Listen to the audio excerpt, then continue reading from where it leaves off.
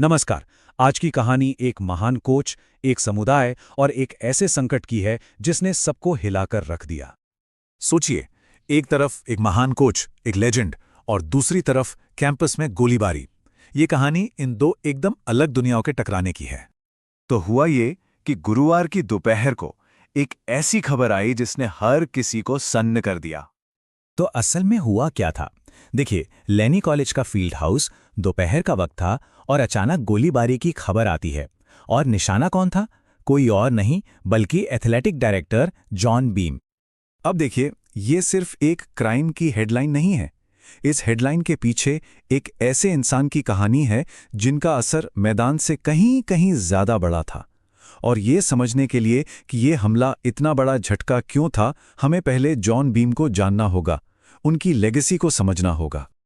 45 साल। जरा सोचिए इस नंबर के बारे में। ये सिर्फ एक नंबर नहीं है, ये एक पूरी जिंदगी है जो समर्पण, जुनून और बे एरिया के युवा एथलीटों के नाम कर दी गई।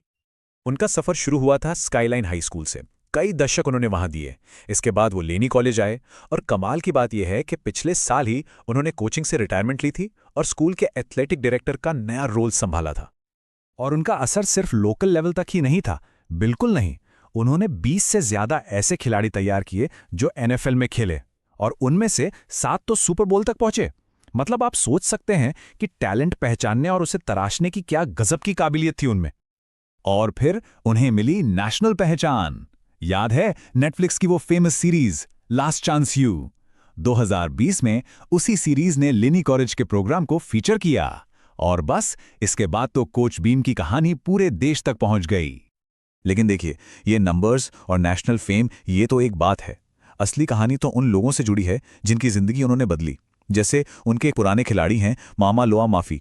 वो बताते हैं कि कैसे बीम ने उनके भाई को ढूंढे और कहा, अरे मेरे लिए खेलो यार, मैं तुम्हारी मदद कर सकता हूं। और वो कहते हैं कि बस उसी दिन से उनके पूरे परिवार की किस्मत बदल गई। वो सिर्फ एक कोच नहीं थे, वो कईयों के लिए पिता जैसे थे।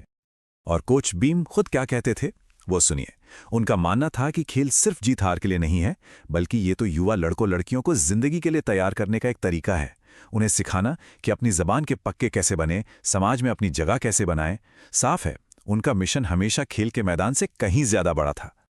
तो अब जब हम जानते हैं कि कोच बीम कौन है और उनका क्या मतलब है इस कम्युनिटी के लिए, चलिए वापस चलते हैं उस दिन की घटनाओं पर। अब शायद हम उस दिन फैले डर और कंफ्यूजन को और बेहतर समझ पाएंगे। उस दिन सब कुछ बहुत तेजी से हुआ। दोपहर के 12:16 पर एक एक्टिव शूटर अलर्ट जारी होता है और पूरे कैंपस में दहशत फैल जाती है। हाँ, बाद में अधिकारियों ने साफ किया कि ये कोई रैंडम एक्टिव शूटर नहीं था, बल्कि एक टारगेटेड अटैक था।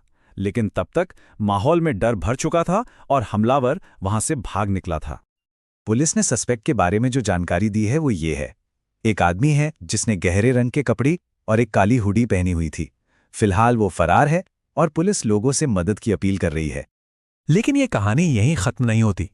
असल में जब हम थोड़ा जूम आउट करके देखते हैं तो एक और भी ज्यादा डरावना पैटर्न नजर आता है। एक ऐसा पैटर्न जो इस पूरे समुदाय को अपनी चपेट में ले रहा है। और शायद यही इस कहानी का सबसे परेशान करने वाला हिस्सा है। लेनी कॉलेज में इस गोलीबारी से ठीक 24 घंटे पहले स्काईलाइन हाई स्कूल में एक और शूटिंग हुई थी। स्काईलाइन, हाँ जी हाँ, वही स्कूल जहां कोच बीम ने अपनी लेगेसी की शुरुआत की थी। ये सिर्फ एक इत्तेफाक नहीं, ये एक बहुत ही दुखद और डरावनी सच्चाई है। तो जरा देखिए, 24 घंटे के अंदर एक ही कम्युनिटी में 2 हमले। एक तरफ एक ऐसे स्टाफ मेंबर को निशाना बनाया गया जिन्होंने अपनी पूरी जिंदगी उस समुदाय को दी, और दूसरी तरफ एक स्टूडेंट जिसकी जिंदगी तो अभी शुरू ही हुई थी। ये हमारे स्कूलों में फैलती हिंसा की एक बहुत ही तकलीफदेह तस्वीर है। और जाहिर है पुलिस भी इस सिचुएशन को बहुत गंभीरता से ले रही है। ओकलैंड पुलिस के असिस्टेंट चीफ जेम्स बिरे ने साफ कहा कि ये सब बर्दाश्त के बाहर है। उनका कहना था कि हमारी सबसे बड़ी जिम्मेदारी ये है कि हमारे बच्चे सुरक्षित रहें। तो आखिर में ये सब हमें एक बहुत बड़े सवाल के साथ छोड़ जाता है। एक तरफ पूरा समुदाय कोच बीम के ठीक होने की दुआ कर रहा है, लेकिन साथ ही एक कड़वी सच्चाई का भी सामना कर रहा है।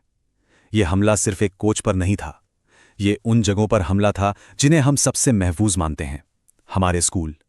और अब सबसे बड़ा सवाल यही है कि हम इन्हें फिर से सुरक्षित कैसे बनाएं।